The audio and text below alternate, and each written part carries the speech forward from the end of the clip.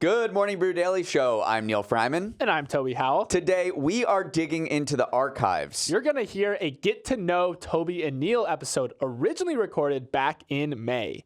It's Monday, December 25th. Merry Christmas, and let's ride.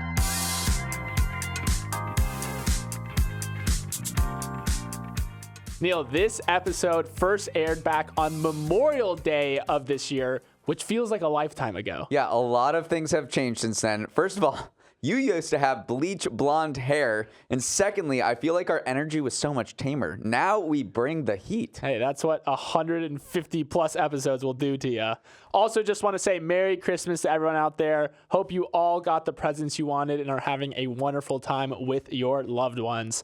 Before we jump into our show, a quick word from our sponsor, Yahoo Finance. Christmas is the season of giving, and no one has given more to this show this year than Yahoo Finance. They are the friend that is always there for us, whether through sponsorship dollars or for actually helping us do our jobs. It's just the best place on the internet to get historical market data, real-time news updates, and anything else you need to achieve prosperity, one decision at a time. So take a moment this Christmas to head to yahoo.finance.com or download the Yahoo Finance mobile app to get it directly on your phone. Now, enjoy this episode from the archives.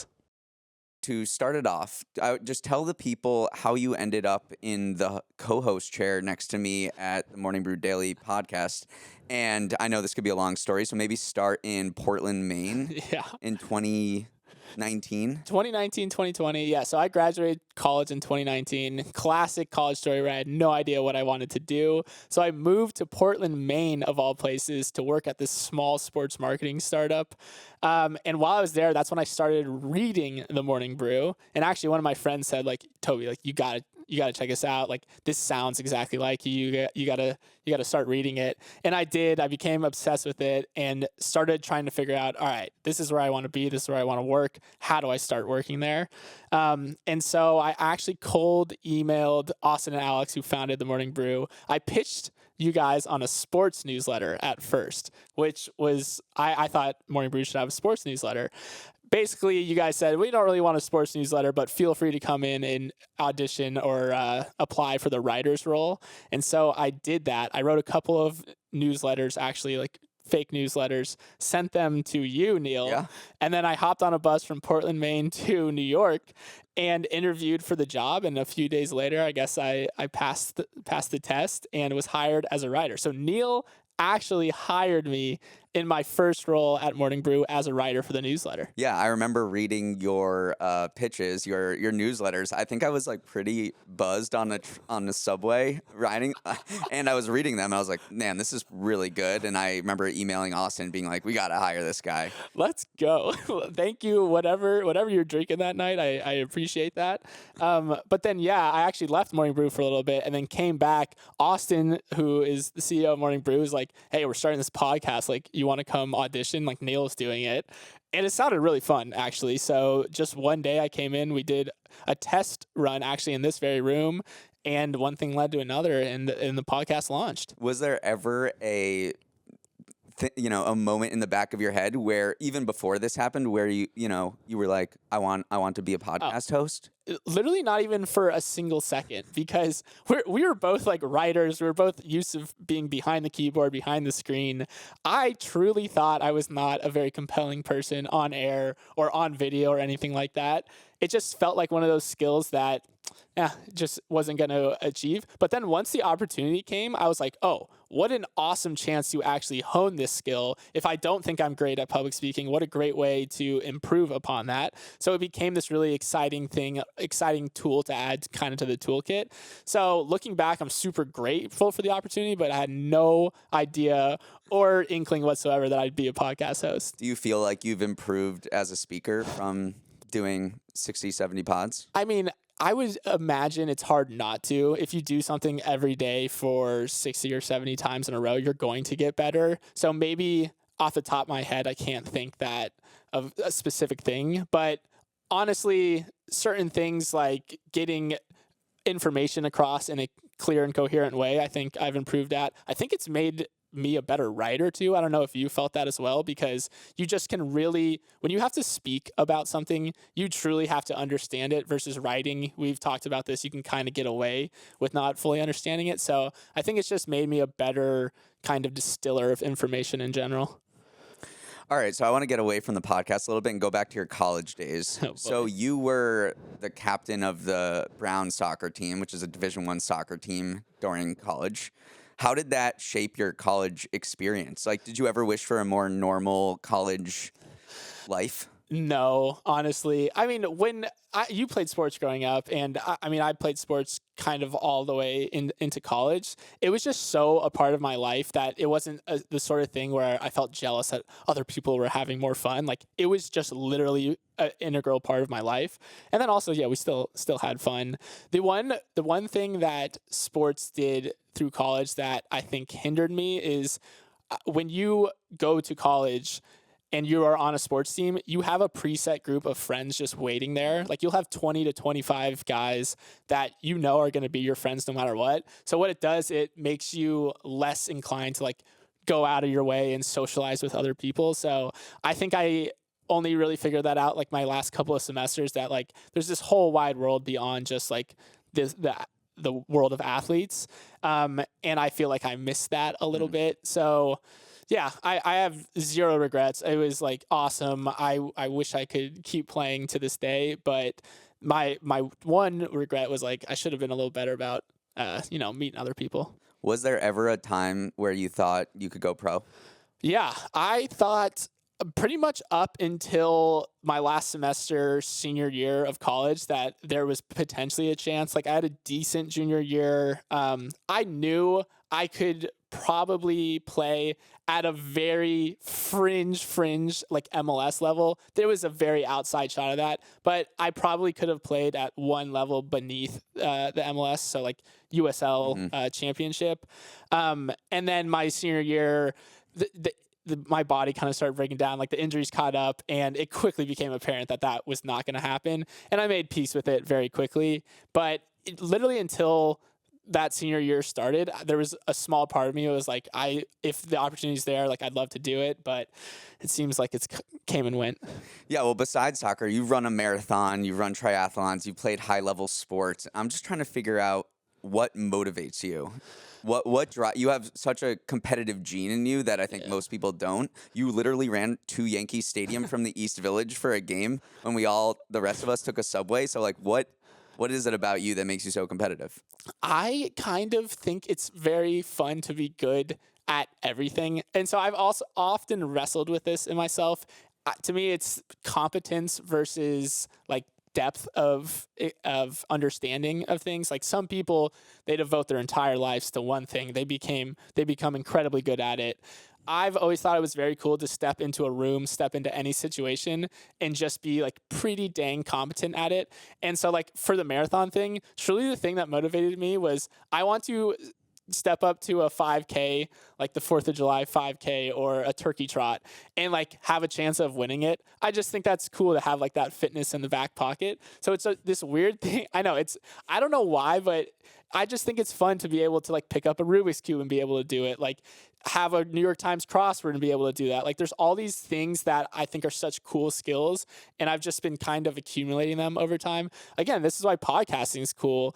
Being able to speak well, that's ironic that I stumbled over that, but I just think it's very cool to accumulate different skills and different things, and just be able to be competitive, be good at lots of stuff is something that has always kind of drove me. So you have 2 siblings, right? Yes. To what extent does competition with your siblings drive your So my sister was an incredible runner growing up, like really, really fast, and she's 2 or 3 years older than me, and obviously I took like a while to grow into my body a little bit. So she remained faster than me for a long time. And there was a moment where I went on a run where I finally realized that like, oh wow, I was faster than her. So that drove me for a lot. And then of course, when you have a younger brother, that's someone just pushing you from behind. Quickly became faster than me, like also played soccer. They both played soccer. So I was being pulled by my sister and pushed by my brother. So obviously there's some competitive juices there.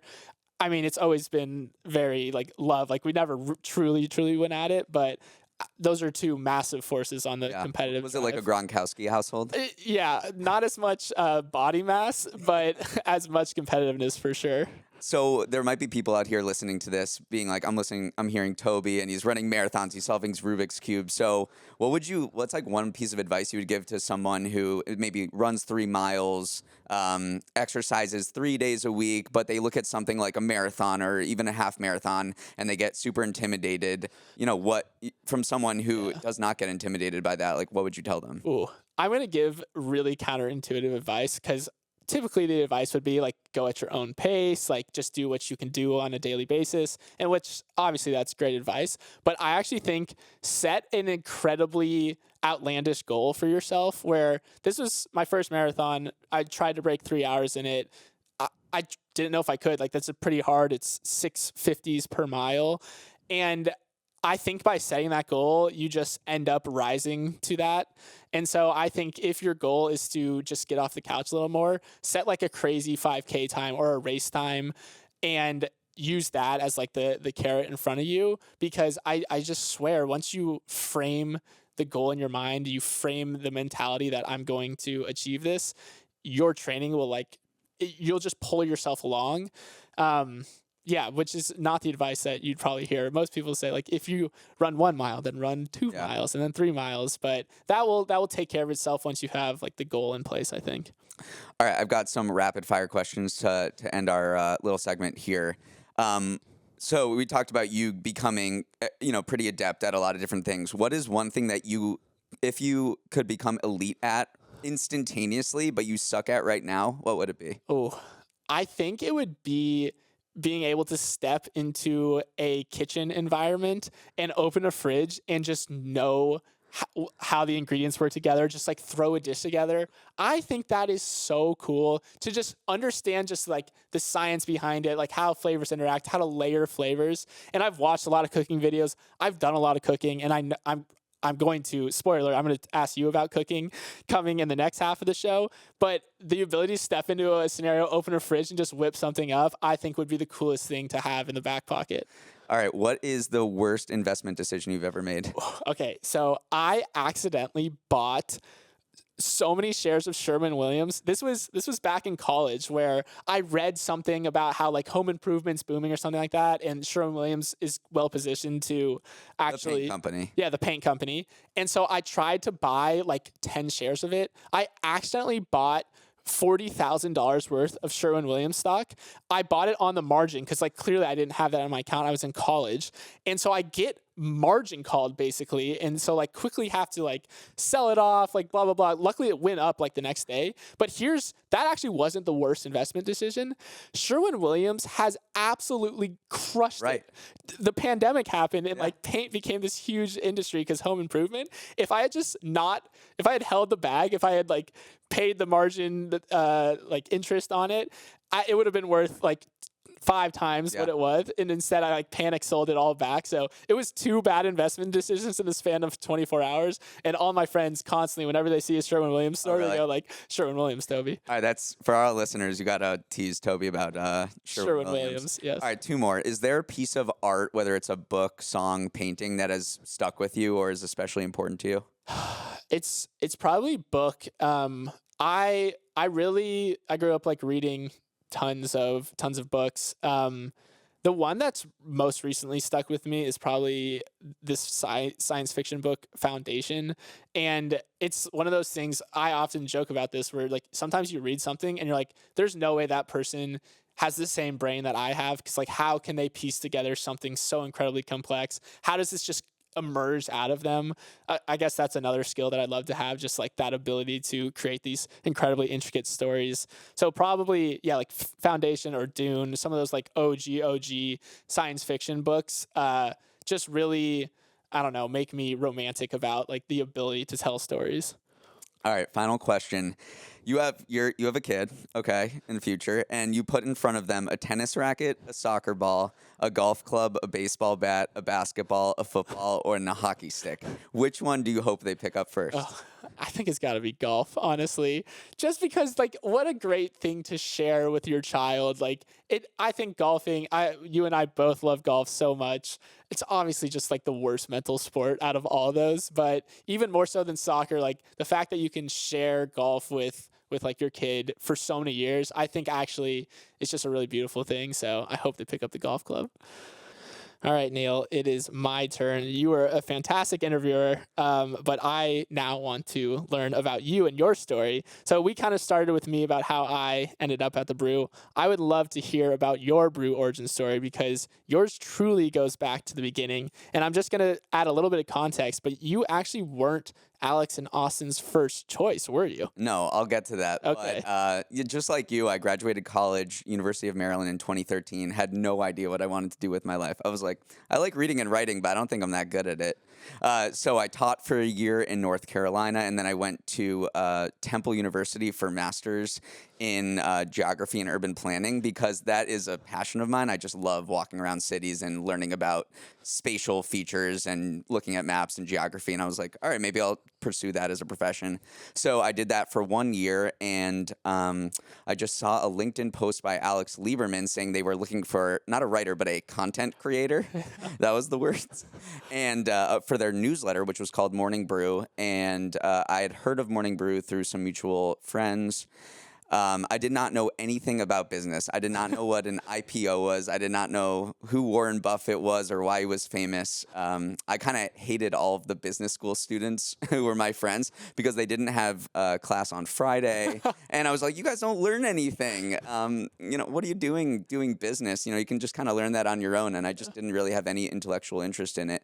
But I read the newsletter and I just thought to myself, like, I could do this a little bit better than it is now. I grew up watching Colbert Report and, people making the news interesting and fun for people. And that just kind of synced up with what I thought I was kind of good at and what I really love doing. So I just emailed Alex and said, I think I could do this. I'm going to apply. And I went through the application process.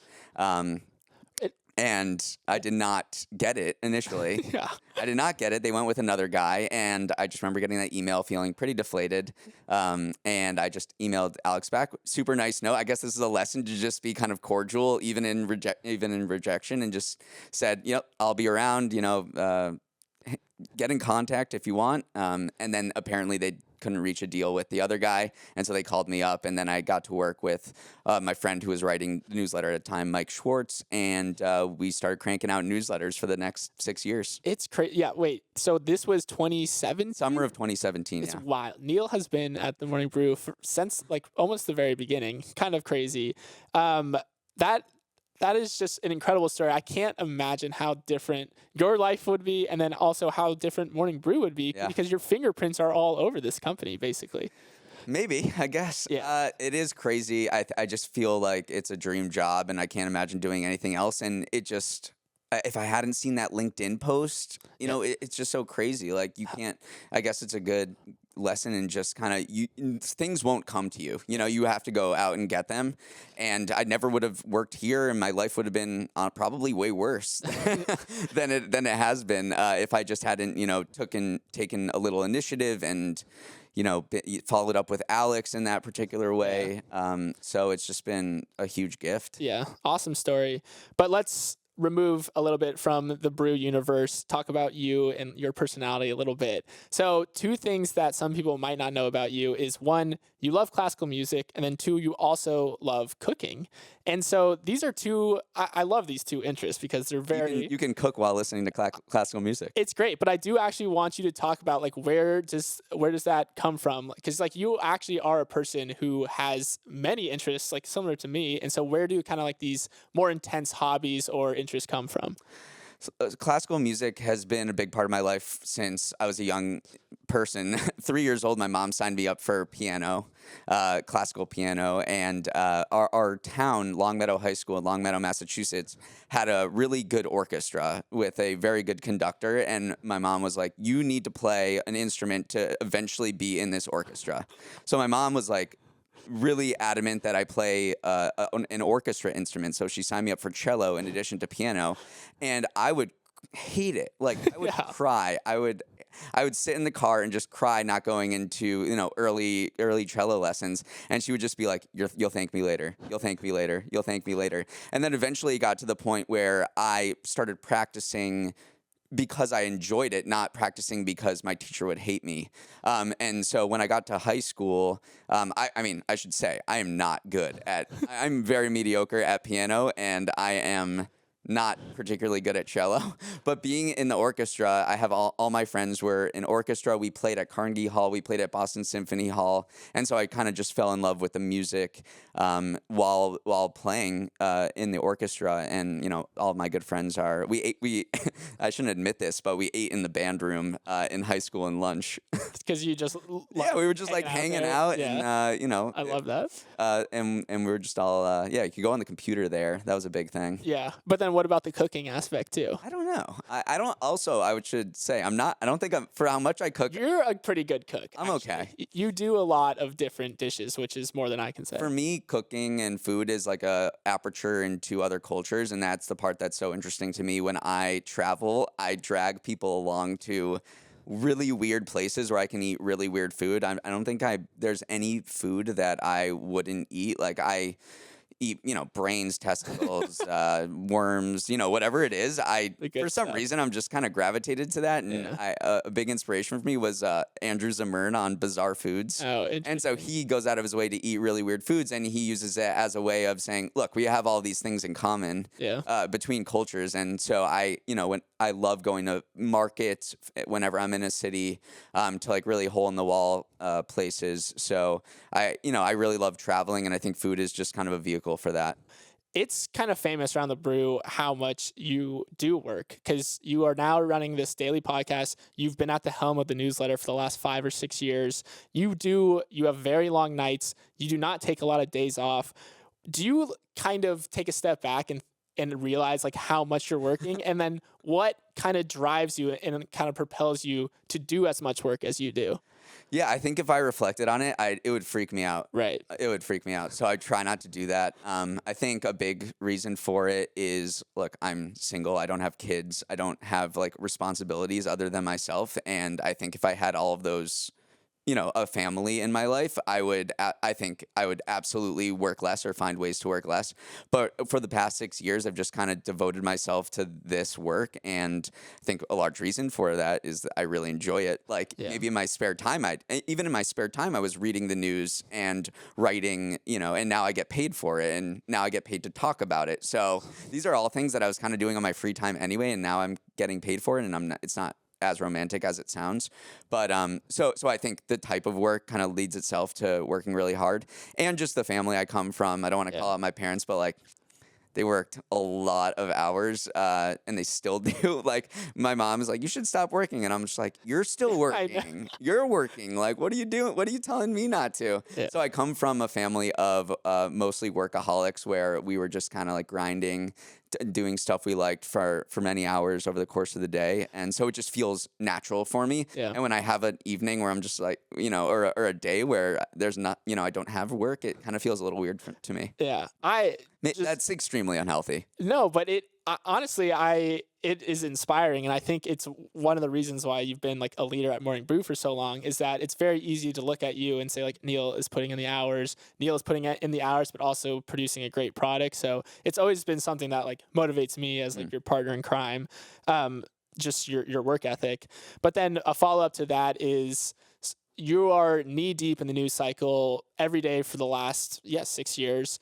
How have you kind of combated burnout? And then also, do you ever feel like it weighs on you a little bit? Because a lot of people associate news with negativity, and there's just like so much heavy stuff that you kind of have to parse through. You navigated an entire pandemic, you've navigated like election cycles. Do you ever feel like that's weighing on you, or do you just kind of power through it? I don't feel burnout. get excited every morning to wake up and do the newsletter or talk about it on the pod because every day something's different. And that's what I love about the news is you wake up and you're like, who knows what's going to happen today? Apple reports earnings, but who the heck knows what they're going to say? Who knows what bank is going to fail? Who knows, what Jerome Powell is going to say? Who knows what's going to happen across the world?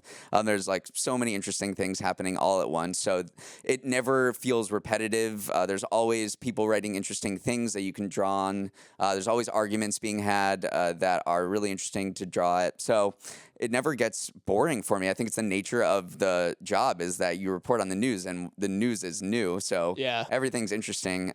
When there are times where it gets really intense, like I'm thinking January 6th, the beginning of the pandemic, various mass shootings have happened. Fortunately for Morning Brew, it is a business newsletter and our mandate is not necessarily to cover all this intense breaking news all the time. Mm-hmm. And I think that's helped my mental health, not having to I'm not a journalist going out to these places. Mm-hmm. And I can imagine how that would have a huge toll on people's mental health or burnout or anything. So our position is very fortunate. I think it's kind of like you just go when something like January 6th happened or something happens really late at night, like there was the Trump indictment, you just kind of, I don't know if I would call it powering through, but you're just like work gear comes in, and I don't want to compare myself to a doctor in any way because what they're doing is like infinitely crazier than what I'm doing. But it's just like, okay, I'm assessing the problem, and I know I have to deliver this product, so that part of your brain kind of kicks in, and you just kind of write whatever you have to do, even if it's 11 p.m., 4 a.m., whatever it is. You just that part of your brain kicks in. Yeah, and you've had more reps than anyone. That's for dang sure. I've seen you navigate these scenarios, and it is impressive. Okay, final question before we get into a couple of rapid fire questions as well. If you didn't end up at the Brew, I know this is hard to speculate, but chart another life path for me, if you will. Like if Brew never existed, where do you think Neal Freyman would be sitting right now? It's really I don't know, man. I don't know. Like I was on Jeopardy at age 10. Find that clip because it is so good. Neal was on Kid Jeopardy, had some buzzer issues, but you were right in it. Yes. But the reason I bring that up is Alex asked me what I wanted to be when I grew up, and I said a teacher. Yeah. And I think I don't know if I would be a professor, an academic, because when I was doing my master's, I just looked at what you had to do to get a PhD and go into academia, and you had to really focus on one such a specific problem, and that's not the way my brain works, which is why we're both doing this, is because we like talking about everything from space to banking failures to health, whatever it is. So that just did not seem like it comported with me, but I could see in another life, I could see myself as a high school teacher. It's a similar skill set. Right. I love interacting with kids, and I was a camp counselor for many years, and that brought me a lot of joy and satisfaction, and I still have those relationships today. So that is not an unreasonable thing, I think, for me. Yeah. In a way, you are a teacher in a way. Like it sounds a little cheesy to say, but like you are truly educating people, more people than you ever would as a teacher, both on air and in the newsletter now. So I do think it's weird how life kind of charts a different course, but takes you in a place that you might recognize. Okay, couple of rapid fire questions. You could have 4 houses anywhere in the world. Tell me where they would be and then what type of house they would be as well. All right. This is my dream. This is what I want. Talk to me. I want 4 houses in different. So I don't have specific regions or places in mind, but I would approach it very strategically. I would want a beach house. I would want a mountain/lake house. I would want a farmhouse, and then I would want a city house. so I want to spread my wings there. So maybe you can't get a better city than New York. So maybe like a penthouse in, Soho or East Village or something like that. I would do maybe like a farmhouse in Italy. Whoa! I'm thinking like abroad. Call Me by Your Name. that homestead right there. Yeah. I would want that. Beach. I mean, Florida. No. I don't know. There's so many good beaches in the world. Maybe like a Goa, India. Wow. I'm just assuming that I can board a PJ and get on these all the time. So. Absolutely. Money is of no object. So I'm thinking, a beach, maybe a Southeast Asia, like a Fiji or a place over there. And then what was the other one? A lake mountain house. Oof. It's tough to beat Colorado or Wyoming or Western Canada. Good for training. Or the Alps or like rural Tokyo or like rural Japan sounds unbelievable. Man, we gotta Make this happen for me. Yeah, please. we need about a million more listeners, but we can make this happen for sure. So everyone share our friends so Neal can live out his dream.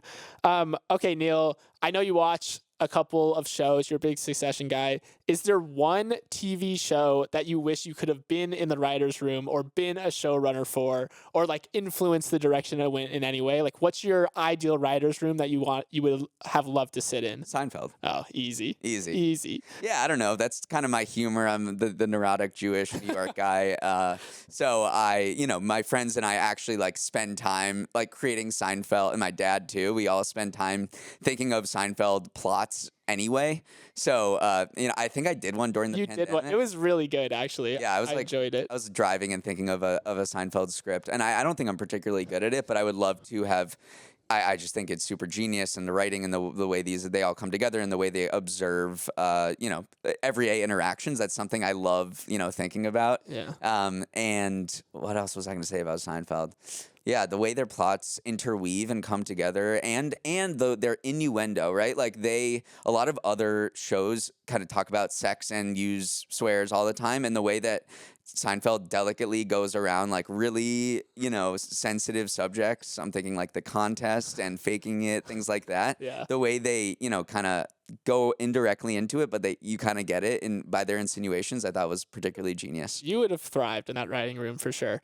Okay, final question, because we're coming up on time here, but I'm going to just bookend this nicely with talking about the podcast again. What is one thing that our listeners who aren't behind the scenes would be surprised to know about the way Morning Brew Daily works, how the operation runs? Like, give them one last tidbit to walk away with.